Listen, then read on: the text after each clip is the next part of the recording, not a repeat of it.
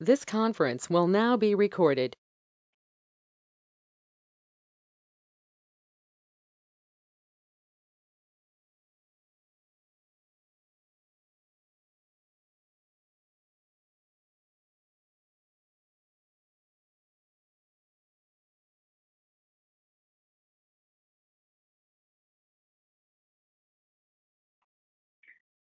And Amanda, our finance call is next Wednesday, correct? I just want to make sure. Yes. Wednesday, 2 p.m. Yep.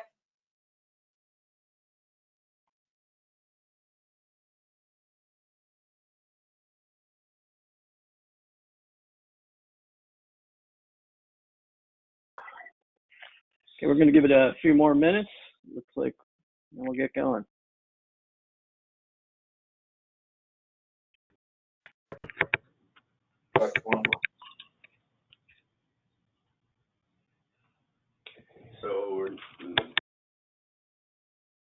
For those of you brave enough, if you could put your camera on, that'd be great.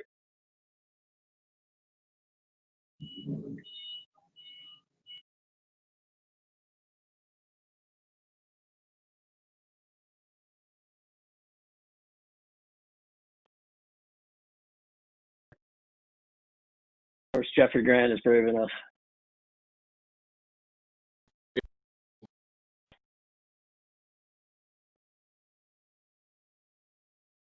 Welcome, Rockheads. A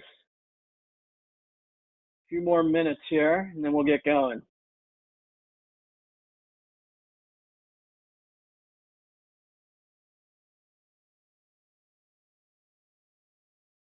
Yeah, let's see a few more. Good.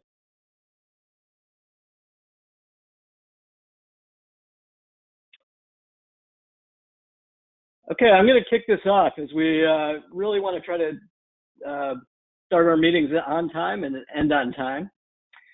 So welcome, Rockheads, to our July Operations Ambassador call. I'm going to start off with just a few notes of to make sure that we try to continue to get engagement.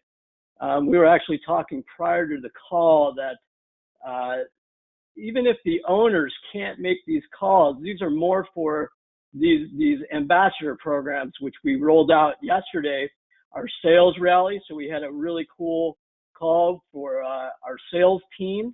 We encouraged them to join. Now today we're having our operations ambassador call, and owners are busy and they should be thinking about the vision and where the company's going and try to remove themselves as much from the day-to-day part of their business. So this is for their operations team so that they can collaborate as well.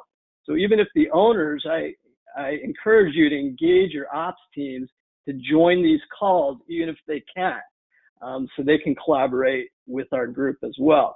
And then next Wednesday is a continuation. We have our finance ambassador calls. In that case, have your finance teams, your accounting person, your CFO, an administrator, bookkeeper. Those are all good people within your organization to attend the call. So that one's next Wednesday, 2 p.m. Eastern, and that topic's going to be cash flow management and budgeting, which should be a really good call. In addition to that, we're going to be really reaching out to you to engage in our benchmarking process. Ed's going to touch on that today. We're going to touch on it next week in the finance call, but all those tools really help implement a lot of the things that we're talking in this call. So benchmarking is here, and we're open to be a resource. If you're having trouble getting that information in, reach out to myself or Amanda, and we'll work out an arrangement where we can help you get it in and try to keep the cost down on doing that if you don't have the bandwidth within your organization to get those numbers in the benchmark report. I'm such a believer in that information. It will make you money, it will save you money, and it will be worth your investment and a great tool for you now and in the future. So please do that for yourselves, and I'm here to help you through that. I want to welcome our sponsor today, BB Industries. that's going to start presenting. And they have not just about their organization, but they have a great service that they're going to be rolling out to our group to help implement some efficiencies and effectiveness, which then parlay into our operations ambassador call with Ed, who leads the charge in this area, Ed Hill from Synchronous Solutions. So thank you guys for your time, and thank you for joining us today. Also want to give a quick shout out our marketing team. My marketing group says I should sit here like this during the call, but I'm not going to do that. Just a little thoughts out for Lorenzo. He's really under the weather today. He actually is the second person that I'm aware of that came down with COVID. He's fine, but feeling really, really sick. And his family has it as well. Not having any respiratory issues, but really just a really, really bad flu type symptoms. But if any of you guys know anybody that have it, try to stay healthy out there, wear your masks, and it is the real deal. So now let's start into our call. Amanda, I cannot click over now.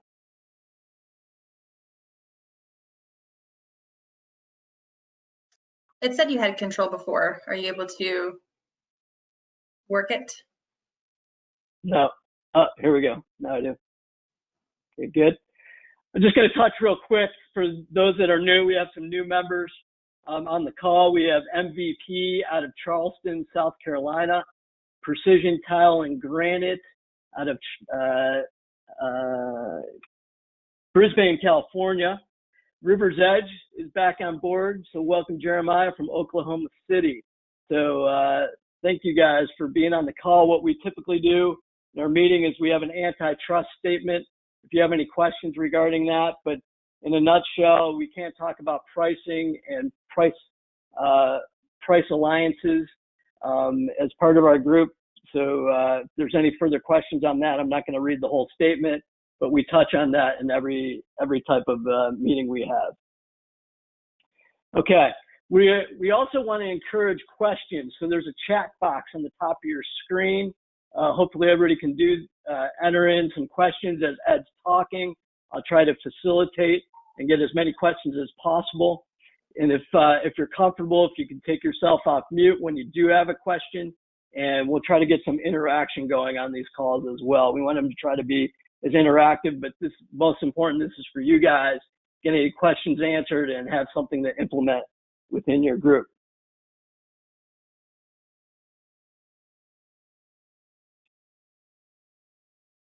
Okay. Again, I want to welcome our sponsor. We have Jeff Dykstra from BB Industries, and they're going to talk a little bit about their name change and some awesome services that they have for our group, and really value their partnership to try to take advantage of some of their offerings they have and some things that they're rolling out specifically for the Rockheads. So I'll turn it over to you, Jeff.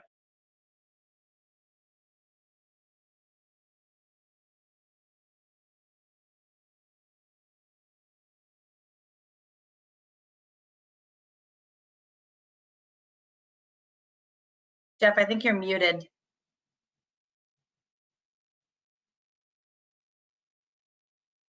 Which could have been actually my fault. I like to go through and mute everybody. Let me find you.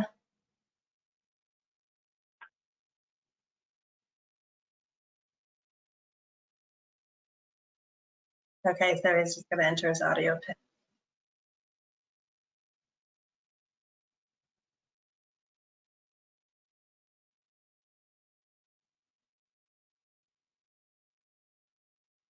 Who's going to answer?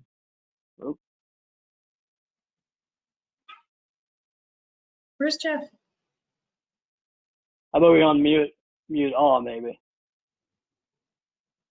The way he called in, it actually looked like he had to enter an audio pin.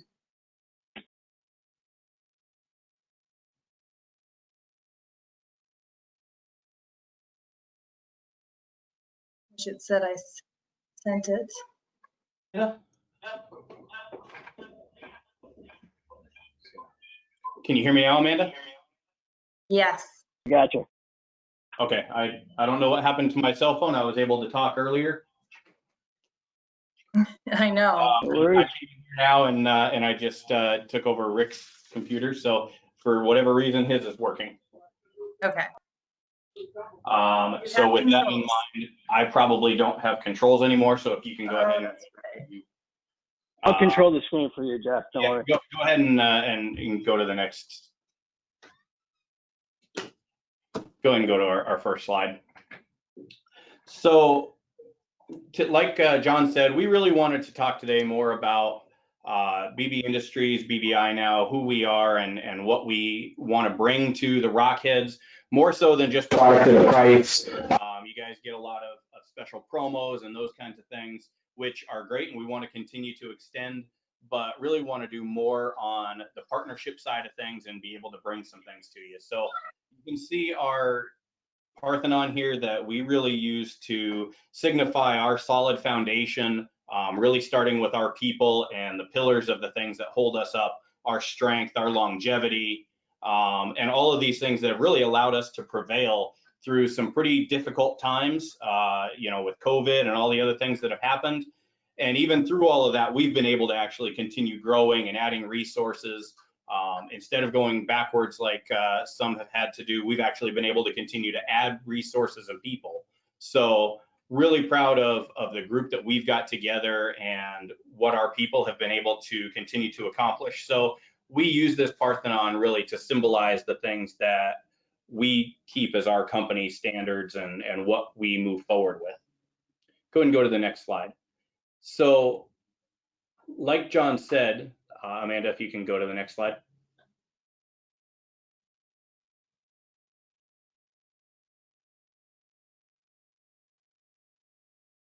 There we go. Like John said, we wanted to kind of bring out one of our programs that we're introducing that is kind of a new thing to the industry and something that we feel can really dovetail very well into the Rockhead program and the companies here that are in this group and the benchmarking that you've got done. So what we're doing is a shop analysis. This will be a free service to all the Rockheads that we would love to come out. This is pictures of the team that would be able to come out, Rick and myself, more from business aspects, but now a couple of years into. But then the team on the right is really our shop information. We've got Pete Hauser, who is our director of CNC and technical services, has a history himself of running a couple of pretty large shops. Sean Rice has been in the industry for a couple of decades and been in a lot of shops across the country. And then Jerry Herring, who is now our CNC tech support, does a lot of our CNC setups and that. And another person that's spent a lot of time in shops, has run a large shop and done a lot of CNC work that way. So this group able to come out and look at a fabrication shop from beginning to end, really looking at everything from basic information about what the company is doing for products and the channels that we're in, whether it's in new construction or Home Depots or whatever it is, all the way through to the fabrication shop, looking at things from the way material is stored and moved, looking at each individual segment, whether it be the bridge saw cutting or CNC equipment, going through hand fabrication, dependent on where that's at, looking at all kinds of the equipment, all the way through installation and everything else. Really able to kind of put it all together. We're here to make observations and recommendations. Go ahead and go to the next slide, Amanda. Nobody on this team is the smartest in anything. This is a really smart group of people in the Rockheads and people that have all got probably some of the top tier shops across the country. So we might not be able to come in and point out any one thing, but what we have been able to do is come in and put everything on paper in one place, So we put this book together. It's got 22 different tabs, like I said, from the beginning to the end, all the way through installation, looking at things for, what the water system looks like, what the air system is, quality control, overall shop flow, all different things. And we provide this book both as a paper book and then an electronic version so that you can review it. And what we're able to do at that point then is look at some best practices. We can compare things of speed for efficiencies. So maybe it's the speed at which you can run your CNC, or simply the speed at which you can cut with a specific blade. We can share best practices. We can look at things analytically, and I'll talk about that just a minute here going forward, but comparing different shops as far as we know that shops in this group, the best in class, are able to do so many feet per blade, and we can maybe offer the point of knowing that your purchases are above average in the number of blades being used or the amount of CNC tooling that's required per square foot. So we're able to make some of those comparisons. We're really focusing here for the Rockheads to be able to come and do this, but because we do sell nationwide to all shapes and sizes of shops, we have some of these analytics to understand some of these things for a big sampling all the way across the industry. Go ahead and go to the next slide, Amanda. So what we're able to do with some of that is come out on a quarterly basis with some of these customized solutions, observations, best practices, and review things with you. So we can go through those analytics and say, hey, you're using a little bit more than what we've seen the average be, or maybe we want to try and figure out what some of the best practices are that you're doing because you're way better than the average in the way that something else works. Anything from, like I said, speed increases, product recommendations, cost savings, efficiencies. We've seen things from the way that shops move material or whatever else. We want to be a partner in this and help you get better so that we can also get better. Go ahead to the next slide. So, part of that follow-up, once we have these recommendations and we do these things, we want to come in on a quarterly basis and be able to discuss any of those initiatives, provide those analytical data points, and work together to get better. Did the things that we suggested or observed make any difference for you? Were we able to get better as a team? If so, great. If not, why not? What happened? But being able to make all of those things and really be able to dovetail into the benchmarking that you guys are already doing as Rockheads. So as you're looking specifically at P&L things, and you can find something on the P&L that says, hey, I've got kind of a high point here, I need to focus on that a little bit. When we come in and we look at this, we can offer this free service to maybe put it all on paper and make it a little bit easier to see, hey, why is this point that I just learned in all the Rockhead analytics a point that I need to work on? Maybe some of the things that we put on paper in front of you all in one place highlight that ability. So, again, that follow-up is the thing that we want to be able to do on a quarterly basis and provide those analytics. Go ahead and go to our last slide, Amanda. Like I said, really just to wrap this up for everybody, again, we appreciate the partnership and the time that John's given us here. Love what the Rockheads stand for and all the analytics and benchmarking, and really want to continue to partner with you guys. It is something that Rick and I both say a lot, and it's something that we truly mean. We don't just want to be a supplier, don't just want to throw something out here quick that's a cheap price on something for a month or whatever. Really want to be able to provide a healthy business, healthy, profitable growth for all of us, and come in and work with you as a true partner. So with that, we'll turn it over to Ed to help us with the rest, and we appreciate everybody's time. Thank you, Jeff. Appreciate it. Jeffrey has a question. Really more of a comment.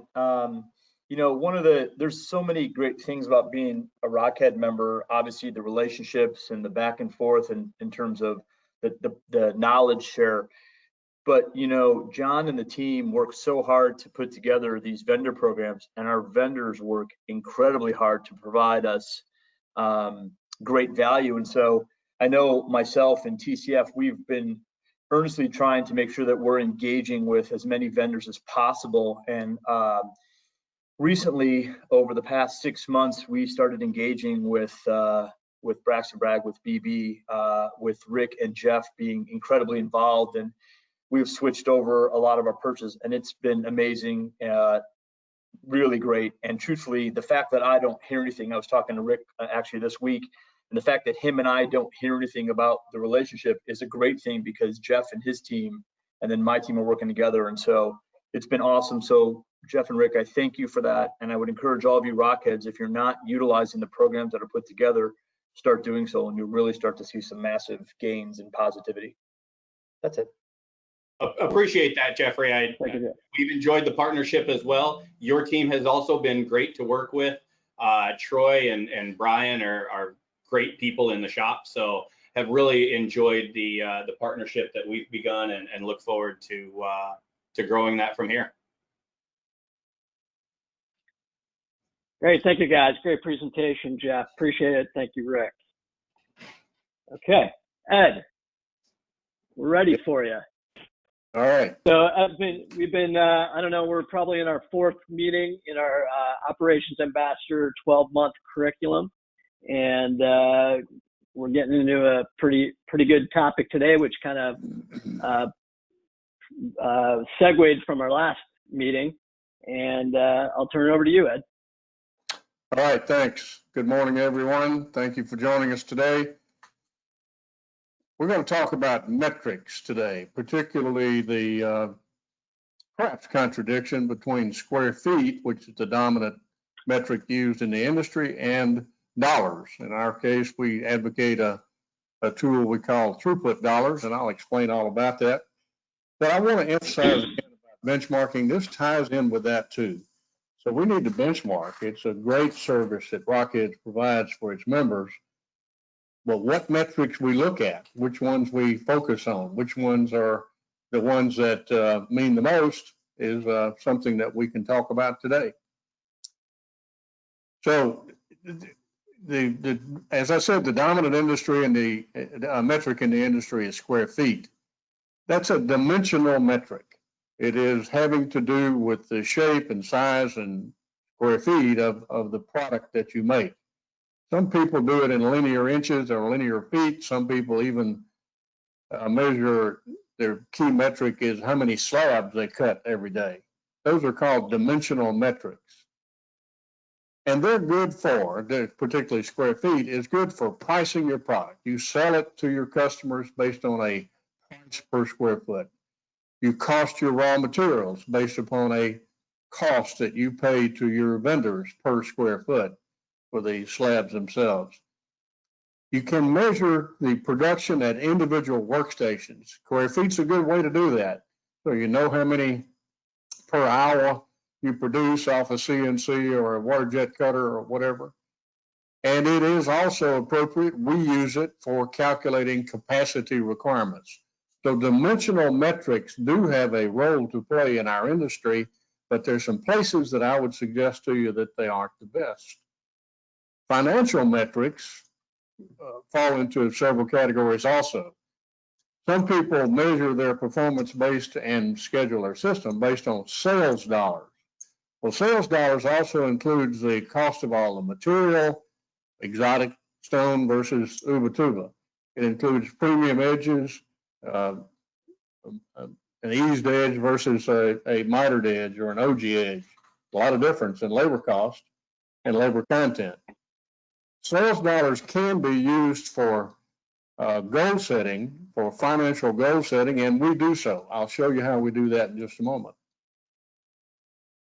There are also volume dollar metrics that some people use to manage their system. The number of jobs or kitchen per day at a given average price, or the number of slabs cut per day.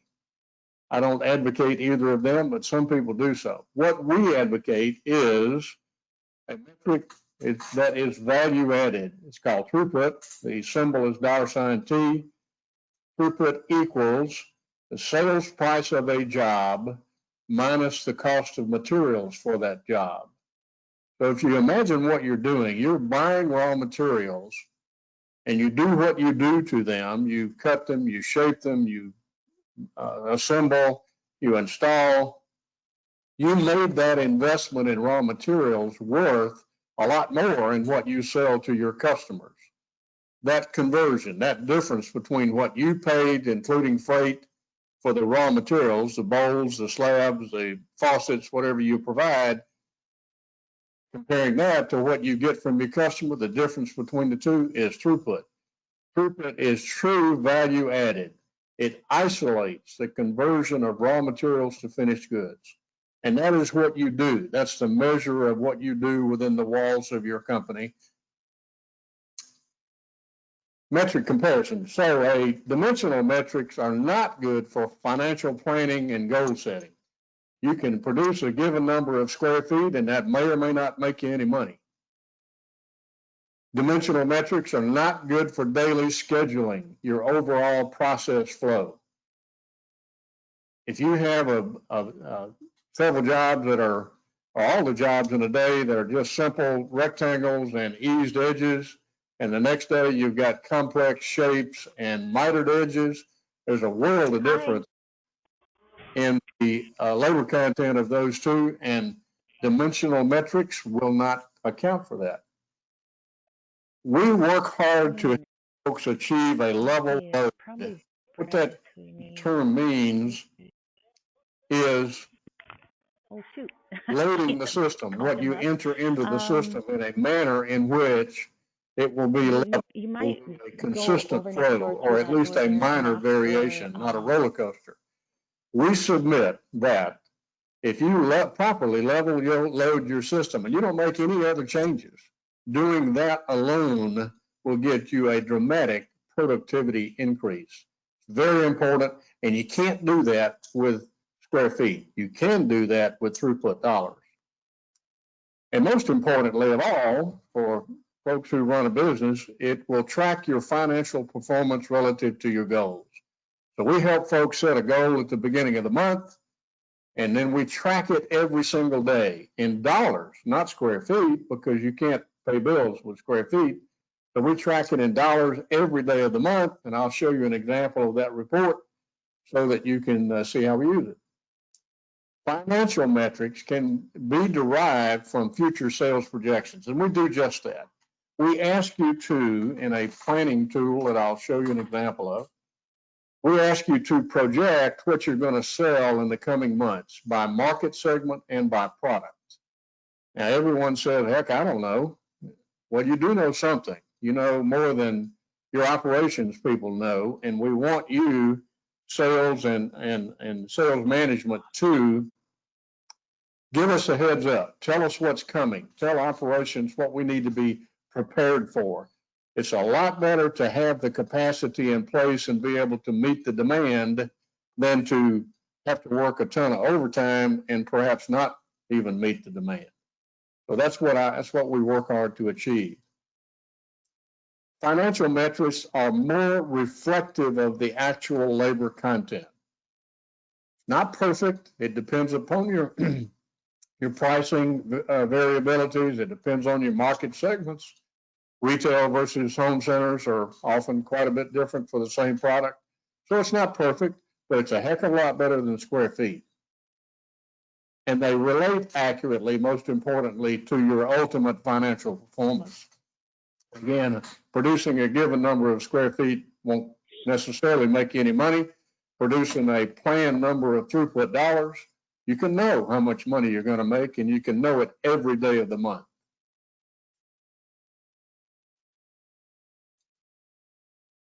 So value-added metrics are necessary for goal setting. Value-added metrics are essential for tracking performance to your goals.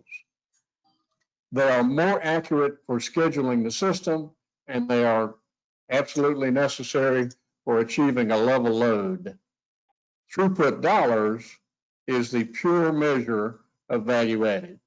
And again, the formula is throughput equals the sales price of a job minus material investments for that job, including freight. Now, you can look at the financial statement at the end of the month and accumulate all the sales, that gives you that number, and accumulate all the money you spent on materials, subtract one from the other, and you have the throughput that you should have earned for that month. We do so every month to reconcile our daily reports to the financial statements at the end of the month. They need to balance. We seek that to be a balance within 2%.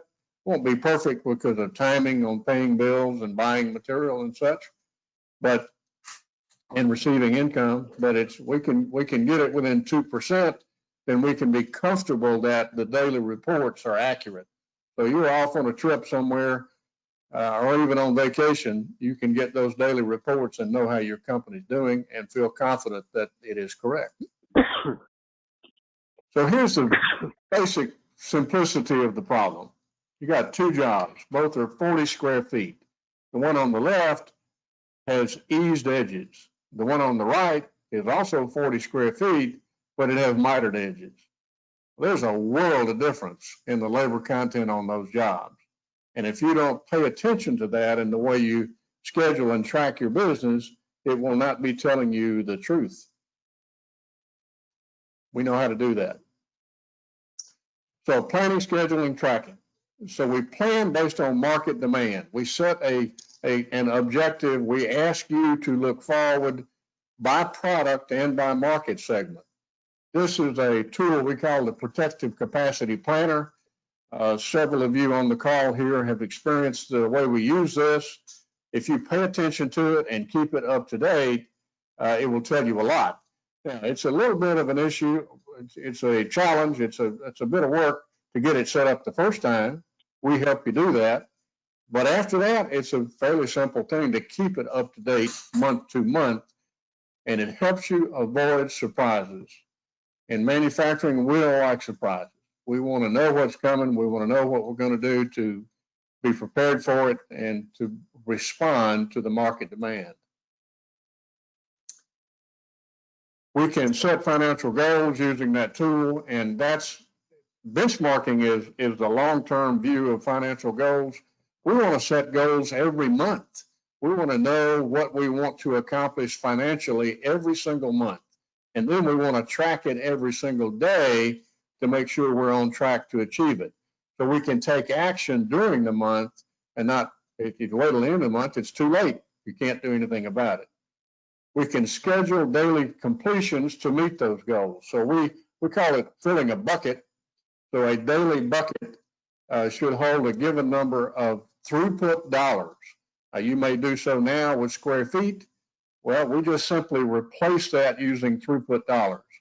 Moreware, Stone Profits, and other software tools accommodate this.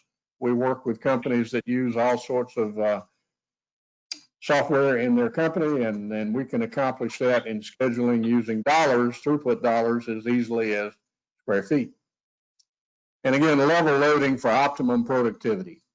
You can increase productivity if you level load. You will decrease productivity, all of the things being equal, if it's a roller coaster and manufacturing is having to jump through hoops and try to get it done on busy days and wonder what the heck they're going to do with all their people on the slow days. We don't have to live that way. We should track daily, week to date, and month to date performance relative to those goals. You should know wherever you are, even if you're sitting at your desk or if you're off on a beach somewhere, you should be able to know how your company is doing every day financially throughout the month. And you should therefore be able to take action. You should charge your team, your staff, your operations team in particular, to make it happen. Yet people can manage what they can measure. So we're going to give them the measurements. We're going to give operations plenty of metrics and measurements. You should charge your operations staff to make sure they get it done every day of the month. And if you fall behind, take action now. Don't wait too late. Other metrics I wanted to throw in, there are three metrics, time metrics that we all try to manage. Lead time generally is defined as the time from the sale confirmation to the completion of the job. Or perhaps it's when final information is complete. And then oftentimes when we develop the sale initially, we don't have complete information. The customer has committed to the job, but we may not know the color or the bowl or the backsplash. We may not know all the details. We just know we got the job. And it could be weeks or even months in the case of commercial jobs. So lead time is an all-encompassing time metric that is relative to when the sale is confirmed to the point that we complete the sale and we can get paid. Process time is the one we focus on. That's the time generally from template through install. That's generally what the industry relates to. That's what we sell to our customers. And if you are better than your competition, and not only in quoting what your process time is, but in proving it and being able to back it up, that will get you more business. It only begins when the information is complete. The process time cannot begin and should not begin when you're missing something. We should fill in all the blanks. We should know everything about the job. We generally have 3 tests that we encourage. Number 1 is all information known, all the blanks filled in. That could change. Customers change their mind, and we can accommodate that. But we should know everything to start the job. And number 2, have the availability of material. We either have it on site or we have confidence from our vendors that we can get it when we need it. Perhaps the first time would be at Slabsmith. And number 3, job site ready. And this one is one that often falls through the cracks. Job site readiness means when we go into template or we go into install, we can get to the job site. We can do what we do. No one's going to be in our way, and we can do what we do and get it done and move on to the next job. This process time is the release to manufacturing. We call it the gate, but this is the point at which we now release it to the operations team, and they have the responsibility to take ownership of it and move it through the shop as quickly as possible and productively as possible. Our general rule of thumb in the work that we do with our clients is 1 week from template through install, meaning we template on Monday, we install the following Monday. We know how to do that. We can do it routinely. There are some exceptions when things happen, as they do in our industry, but generally that's what we can sell, and we can back it up with a system designed to achieve it. The third time metric, and you all jump in with questions or comments if you have anytime. Third is touch time. So that's the time that somebody's actually touching that product. And that's actually only a matter of a few hours. If you had to rush a job, you could do it today. You could cut it today. You could program it today. Actually, you could template it today, program it today, cut it. You could install it today. If you had to, you could probably do that. Now, we don't want to do that on every job because we have to leapfrog it over other things, and it causes some disruption. But we could, and that proves the difference between touch time and process time.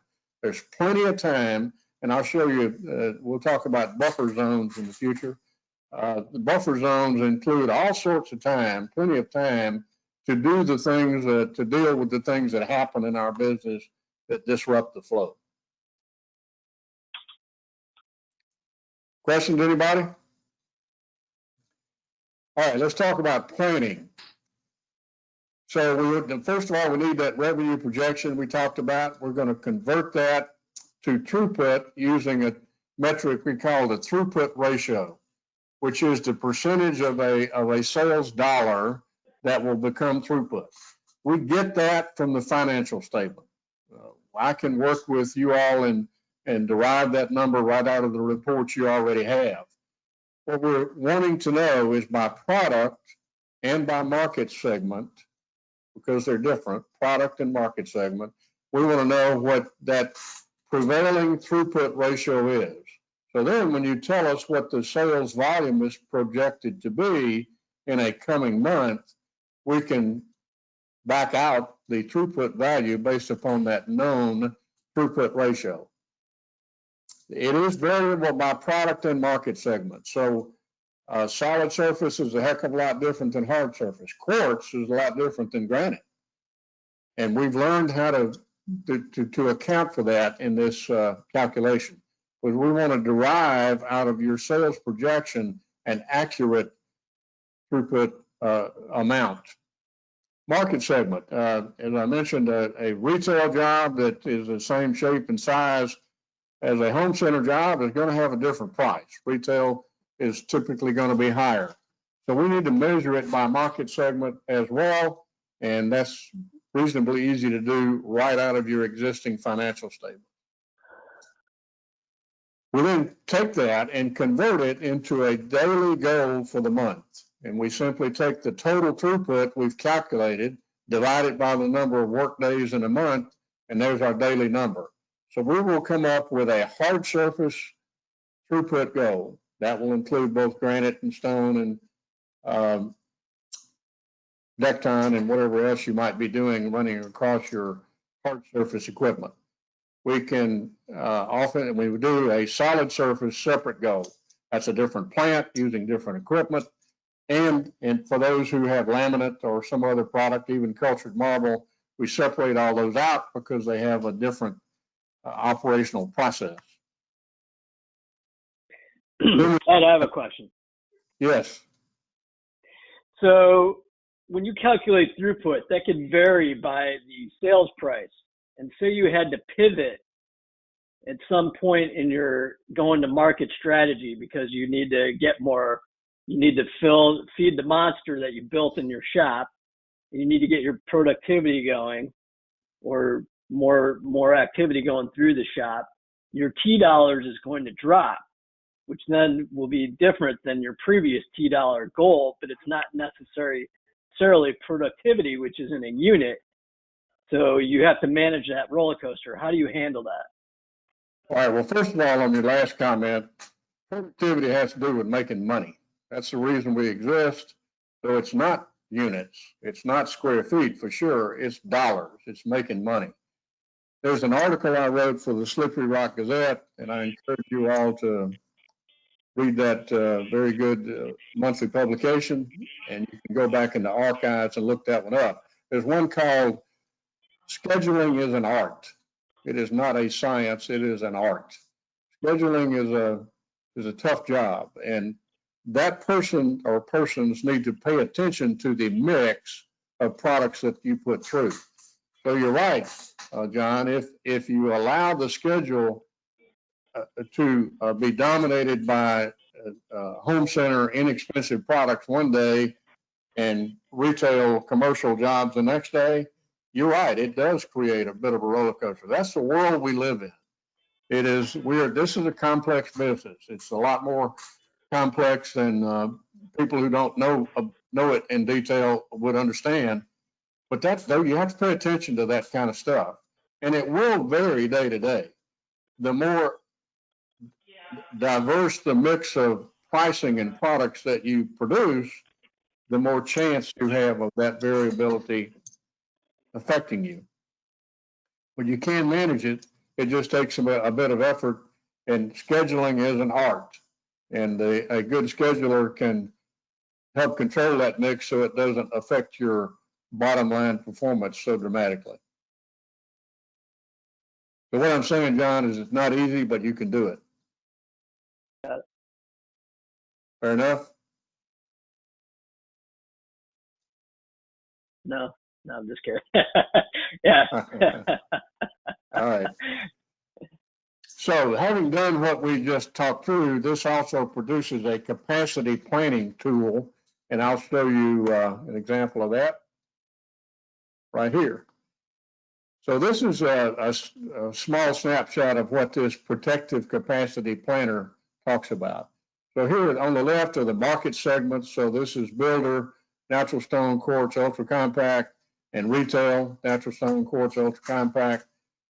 Total sales in August are projected are projected to be 914,000.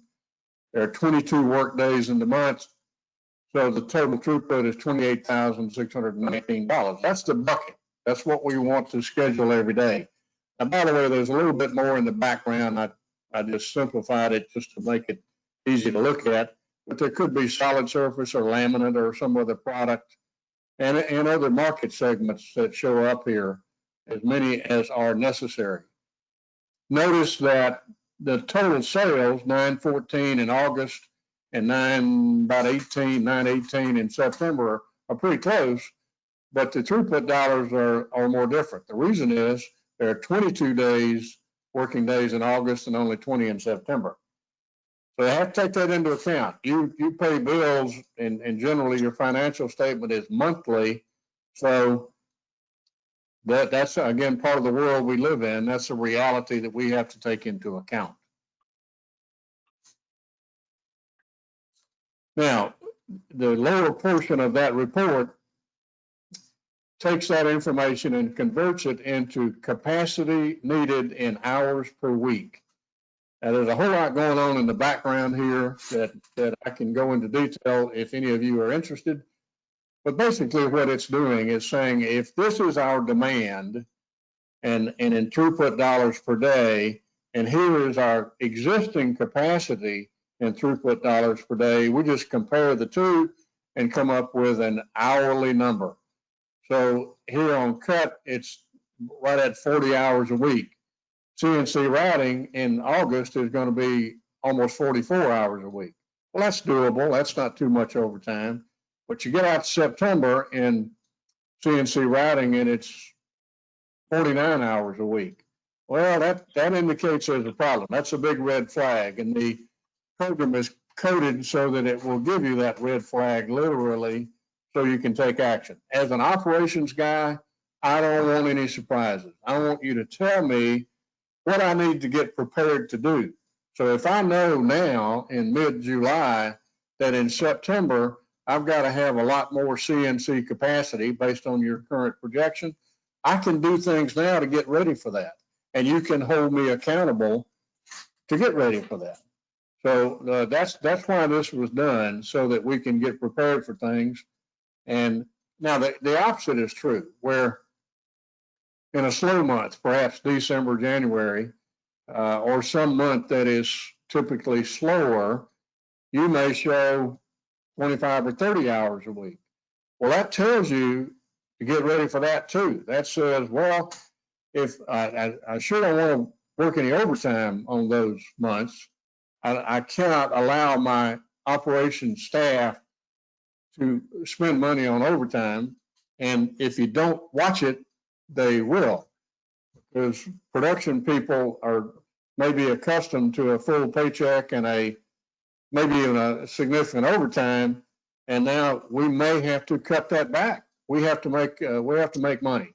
The purpose of our company is to make money, so we need the information that'll tell us what we need to do to optimize our ability to make money.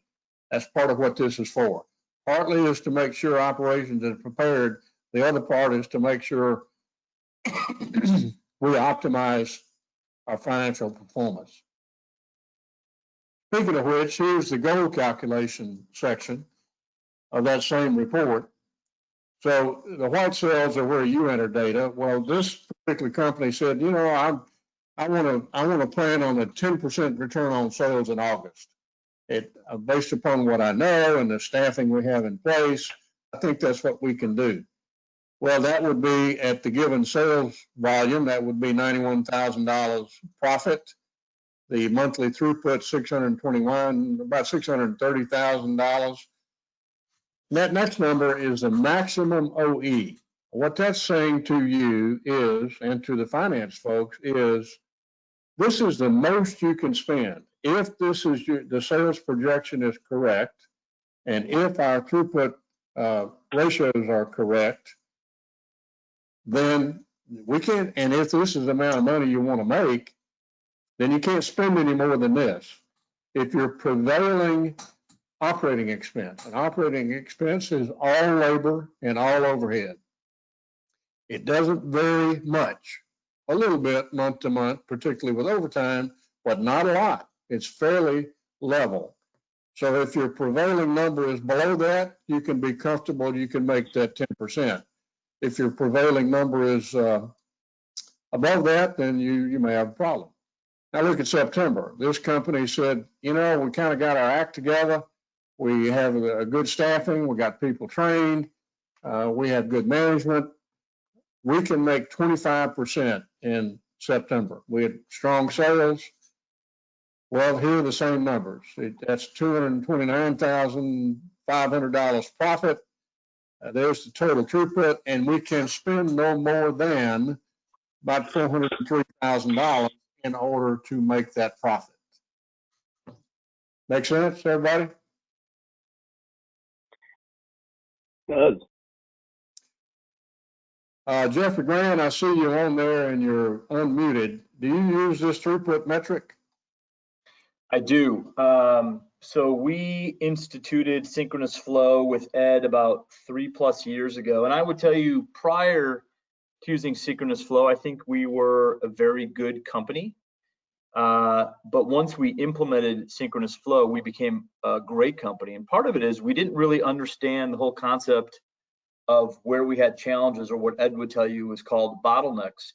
And I think I speak for a lot of you that at least before we did this, we would finish a month. It felt like it was good. We'd cross our fingers, and 4 weeks later, we'd finally have our financials, and we didn't make as much money as we thought.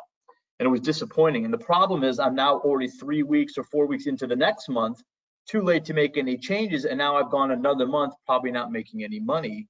And we went to throughput scheduling. And at the end, you actually get a productivity score. We know every day how much money we made. And it was a game changer for us, because now all of a sudden we do a lot of different market segments. But let's say, for example, production builders. Maybe we had a certain amount of throughput dollars scheduled for tomorrow for production builders. Well, if all of a sudden that builder calls up and says, these 3 lots aren't ready, and for any of you that work in any new construction, that happens every day. In the old world at TCF, we would have just left those off the schedule, but we still spent the same amount of expenses. We still had the same amount of labor, so we made less money that day. Well, now using throughput scheduling, we now know, okay, we now just lost, let's say, $5,000 of throughput dollars. We need to go pull other jobs forward. And it now our scheduling department now has a purpose, and now has an understanding that if we don't fill those throughput dollars, we don't make enough money. And it's amazing. And so we set goals for the whole company, and Bill and I preset it for the month. We know how much EBITDA we want to make. That directly translates to a productivity score, and we manage that every single day. And it's been a home run for us. Thank you, Jeffrey. All right, throughput scheduling, and I need to move on here, is we recommended you schedule one place, install. That's where, as we call it, that's where your cash register rings. That's where you satisfy the customer. All other functions then would serve that schedule. So that's what we recommend that you do using throughput dollars.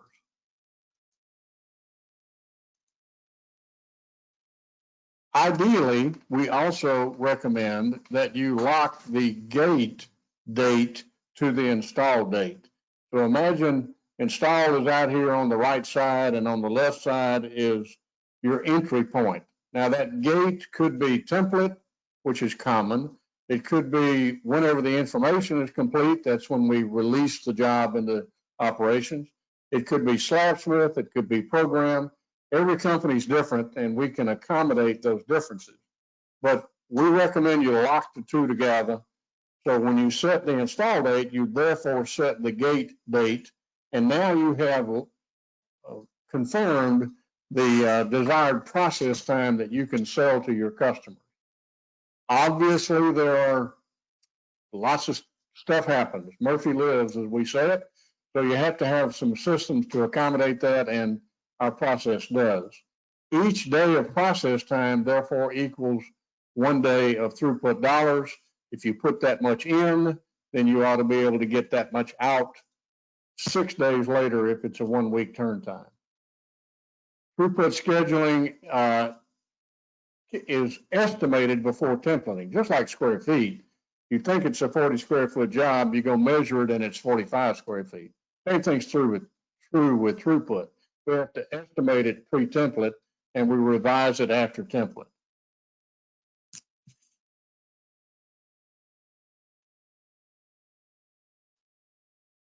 All right. If necessary, you will also need to revise after programming. If you're able to nest jobs more closely together and you save some material, you have to revise it perhaps after cutting if you had to use some more material than you thought you could, or if you saved some material. And of course, you must revise throughput after any recut anywhere in the process because you have consumed more material, therefore you have reduced the throughput number. So it's daily, weekly, and month-to-date goal tracking. Every product is tracked separately, so you can see how you're doing on any one of them and where you're ahead or behind your goal. It compares the amount scheduled versus completed. We actually plot this in a graph daily and every month, so we can see how good a job we're doing level loading our system. Shows the plus or minus to that goal every single day. Calculates what we call a productivity score, daily, week to date, month to date. Productivity score is throughput, which is value added, divided by OE, which is all the money you spent creating the throughput. And that produces a number. It's not something that is secret. You can share it with anybody and everybody, and it gives folks a single number to focus on. We have a goal of 1.26. Well, and that has a meaning behind it we can talk about. But if we're at 1.22, we're behind our goal. If we're at 1.28, we're ahead of our goal. Keeps everybody on track. The throughput tracking report is a quick and simple data entry. This is not a time-consuming process. It can be emailed to the owners and managers, and I get one every day from most of my clients. And we reconcile it at the end of the month to make sure that we're on track to make it accurate. This is what it looks like. This is a simple one, but so this is for June 2020. Our goal is 1.26. There are 22 working days in the month. There's solid surface and hard surface. So our goal, total throughput, is 28,700 a day. The white cells are where you enter data. So we enter the amount that we actually got completed. That first day we did 27.6. Our score was 1.32. Week to date, we're at 1.27. That's the first week of the month. So month to date, we're at 1.27. We're $1,121 ahead of our goal. Everybody knows what's going on. Tells you that by product, we're 363 ahead of the goal on solid surface and 768 ahead on hard surface. People get to focus in on exactly what they want to see on this report, and it tells the owner, wherever he or she may be, anywhere in the world, exactly how the company is doing. So, in conclusion, we buy raw materials from vendors, sell products to customers, and measure individual workstations using square feet, and that's fine. That works. But to set financial goals for the coming months, to schedule daily and make sure that we can level load, and to track performance and calculate future capacity needs, you need a financial metric, and that's what throughput is. John, if you have questions, I'm here, and otherwise, I'm done. Anybody have any questions for Ed? I want to kind of open it up.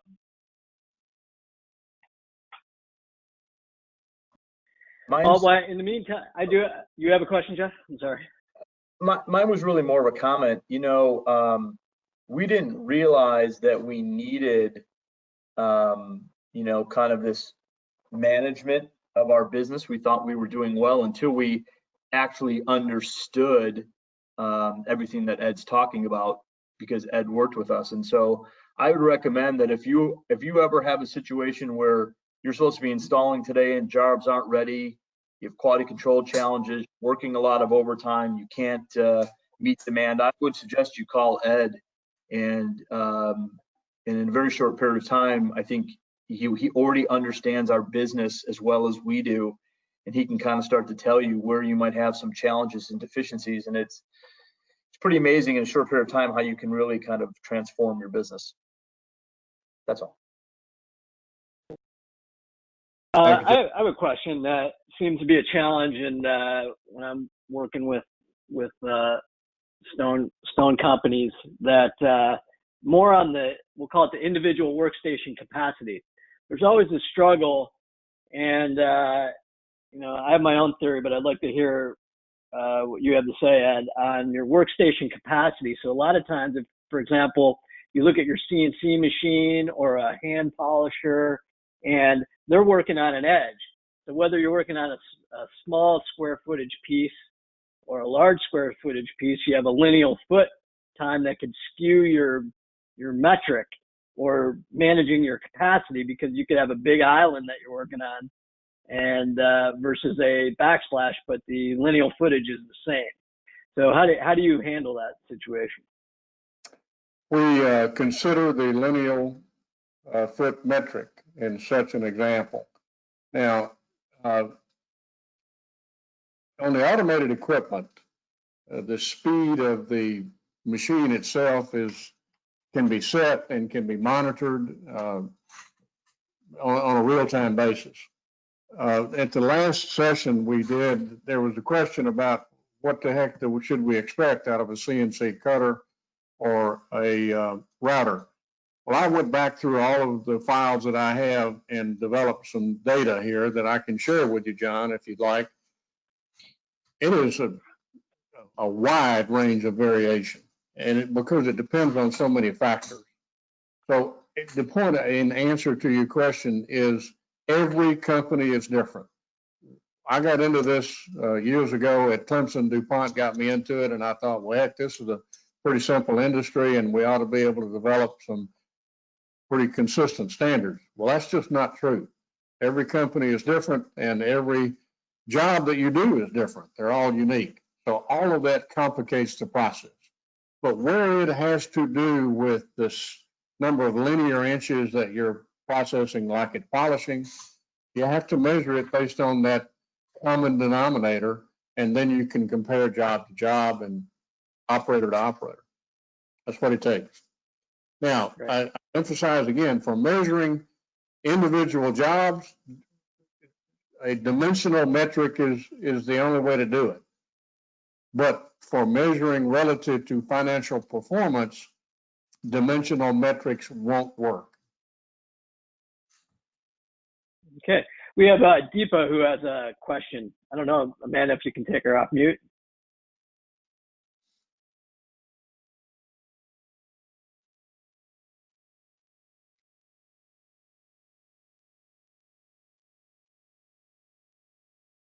Maybe not.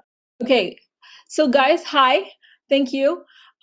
So we are one of those companies that have boatloads of overtime. And the reason we have boatloads of overtime and that I have justified that it's okay is because, you know, when we have new guys come in, they make so much mistakes. And like, you know, they will program it wrong or they'll break it. They will do all of that, that I've justified that the people that I have, even if they work more, at least, you know, if I have more loss when I have breakages or mistakes. Is that a wrong theory? No, it's not. Overtime is not always bad. Overtime is sometimes essential. Now, it can become excessive, and you get burnout, and you get turnover, and you get quality problems. Then it's an issue. But if it's controlled and it's intermittent and not constant, and you know, you're not overworking your people, then it's fine. We advocate and you heard me say earlier, a concept called protective capacity. Productive capacity is the pure capacity of your shop. Protective capacity is the planned additional capacity to absorb variability. And one of the variabilities, Deepa, is that you, in the example you gave, you have this particular job or group of jobs that are simply going to take some overtime. As long as it's not excessive, that's fine. Protective capacity, one type of it is overtime. Now, that's not the best kind of protective capacity. If it was a long-term deal, then we ought to be staffed to minimize at least the amount of overtime that we're having to work. But to answer your question, no, overtime is not a bad thing as long as it's not excessive. Good question. Good question. So we're kind of over our time right now, but if anybody has any more questions or things to prep for our next call, send them out to myself and Amanda, and we will make sure that we can address any more details, and we'll carve out a little more time for question and answer and try to make it a little more collaborative. We want you guys to ask questions and even ask during the conference. Just like operations guys don't like surprises, either do finance guys. So it kind of parlays into our meeting with the finance ambassador group. So if we have operations guys, get your finance team on the next call, which is cash flow management and cash flow budgeting, which also talks about how to pivot, move during difficult times, and manage your finances and cash and be proactive versus reactive. It's going to be a great call, and also parlays into our benchmark report as well. So thank you guys for being part of this meeting today, and send me your questions. The more questions and things in advance or topics you want to discuss, the more we could gear our presentations for you. Thanks again, and have a great weekend. Thanks, everybody. Thanks, guys. Have a good one. Thank you. You too. Thank you. Have a good day and a good weekend, everyone. Thanks. She's smiling.